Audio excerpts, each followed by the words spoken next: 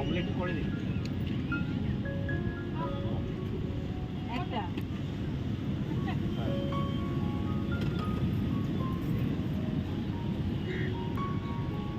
মা মা এখন তো জায়গায় জায়গায় ঝুলে এই লাগানো ওগুলো তখন কি ছিল বল? না, মানে কোনো এক জায়গাতেই পাওয়া যেত। আগের ব্লগটা যেখান থেকে শেষ করেছিলাম আজ আবার কিন্তু সেখান থেকেই শুরু করলাম। তোমরা আগের ব্লগে দেখেছো যে আমরা পুরী এসে পৌঁছেছি, আমরা কোন রুমে কেমন আর কি ছিলাম না ছিলাম সেটা তোমাদেরকে দেখিয়ে দিয়েছি। তো জাস্ট একটু ফ্রেশ হয়ে চলে এসেছি সমুদ্র পাড়ে, কারণ চা খেতে হবে, সকাল থেকে চাটাও খাওয়া হয়নি। আর আমার মেয়েটার ভীষণ খিদে পেয়ে গেছিলো, তো তাড়াতাড়ি এসে ওকে একটা অমলেটের আর কি অর্ডার দিয়ে দিলাম। তো এখানে বসে অমলেটটা খাচ্ছে আর আমরা ওইদিকে চাটা খেয়ে নিচ্ছি। আর সমুদ্রে এসে সমুদ্রে স্নান করবো না সেটা তো হতেই পারে না, স্কিনের কথা পরে ভাবা যাবে, আগে সমুদ্রের আনন্দটা তো নিয়ে নিই। তো দেখো এখানে চাটা খেয়ে চলে এসেছিলাম টিফিনটা করতে। তো আমাদের সকালে ব্রেকফাস্ট কমপ্লিট হয়ে গেছে। আমরা ওই ইডলি বড়া দিয়ে আর কি একটা করে প্লেট নিয়েছিলাম, তোমাদেরকে আর দেখাইনি, খুব খিদে পেয়ে গেছিলো। আর এই যে এই হোটেলটা থেকে খেলাম আমরা, যে দেখতেই পাচ্ছ এখানে রয়েছে সব লুচি টুচিও পাওয়া যাচ্ছিলো, কিন্তু আমরা ওই ইডলি ধোসাটাই খেলাম, মানে ধোসা না মানে ইডলি বড়াটা খেলাম। এবার একটু সমুদ্রে নামি তারপরে রুমে যাবো।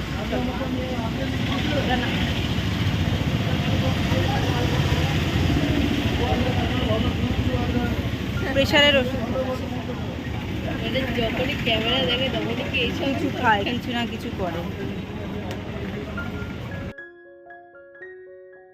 তেল না ভরলে গাড়ি চলবে কি করে, তাই না? সারাটা জার্নি করে এসেছি, আগে চা খেলাম, তারপরে ব্রেকফাস্টটা কমপ্লিট করলাম, তারপরে এই যে সমুদ্রের দিকে যাত্রা করছি। আর মানে কী যে আনন্দ হচ্ছিল তোমাদেরকে কি বলবো, অনেক বছর মানে কি 2 বছর পর আর কি আবার এরকম সমুদ্রের কাছে গিয়ে এরকম ঝাপাঝাপি করতে বেশ দারুণ মজা হবে। গতবার গেছিলাম বকখালি গেছিলাম, কিন্তু বকখালিতে তো আর সমুদ্রের ঢেউটা এতটা ভালো পাওয়া যায় না। হ্যাঁ, একটু সময় কাটানোর জন্য সমুদ্র পাড়ে বসে সমুদ্রের হাওয়া খাওয়ার জন্য ঠিক আছে, কিন্তু সমুদ্রের সাথে যে যুদ্ধটা, সেই যুদ্ধের জন্য তো পুরীই হচ্ছে বেস্ট।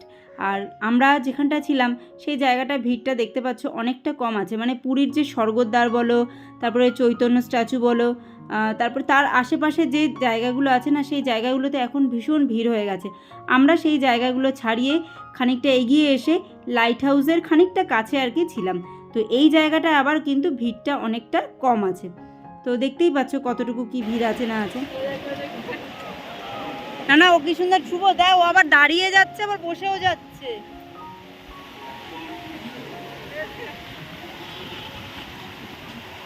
দাদা ঢেউটা আসুক দাদা দাদা।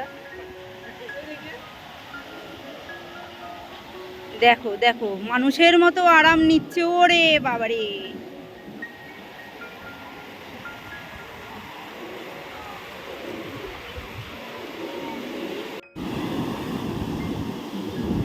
মানুষ বুড়ো বয়সে এসে দেখো যখন ছুড়ো বয়সের ইচ্ছে জাগে তখন এরকম করে।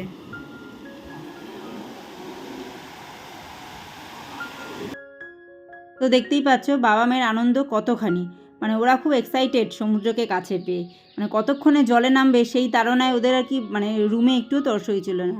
তো যাই হোক, এখন স্নান টান করে খাওয়া দাওয়া করে চলে এসেছি, এখন অনেকটাই বিকেল হয়ে গেছে। আসলে আমরা আজকেই পুজোটা দিয়ে দেবো, তো সেই জন্য আর কি রেডি হয়ে নিয়েছি। আমাদের পান্ডা 4:30-র সময় আসবে বলেছে, আর আমাদেরকে নিরামিষ খেতে বলেছিল, তো আমরা নিরামিষই খেয়েছিলাম।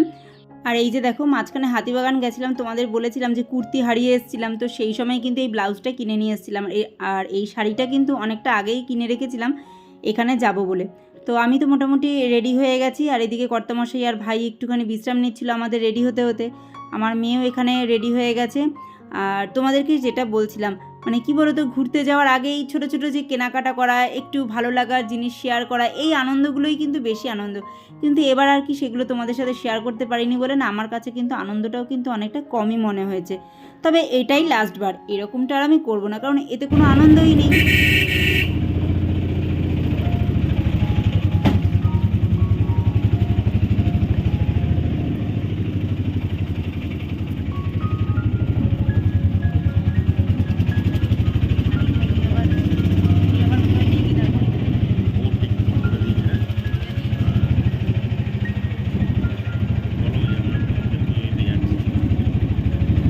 কর্তামশাই আমাকে বলছে যে আমি এখনই যেন বলি যে আমি মন্দিরে পুজো দিতে যাচ্ছি।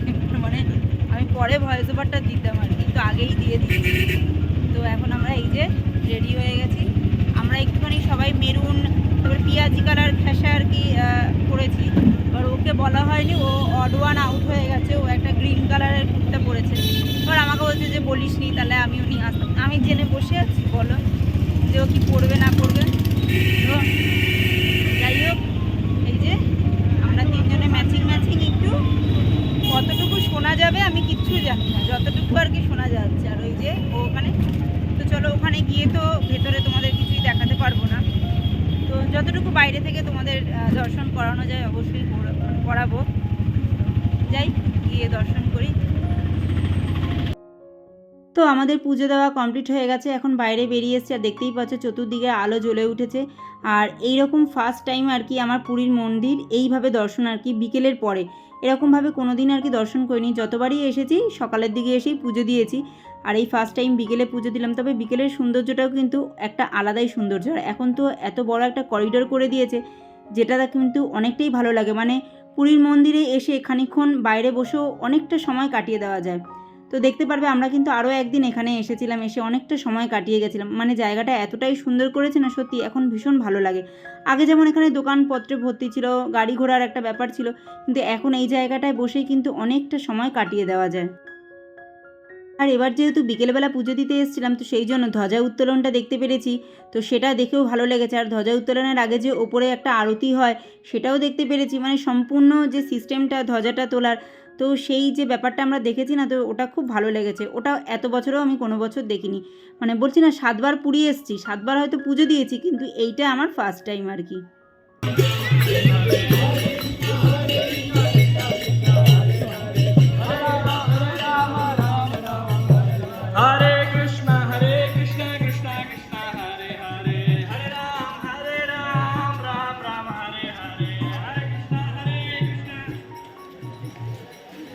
যেহেতু আমরা পুজো দিতে গেছিলাম, তো ওখান থেকে আর কি এই যে এই ভোগ প্রসাদটা দেওয়া হয়েছে।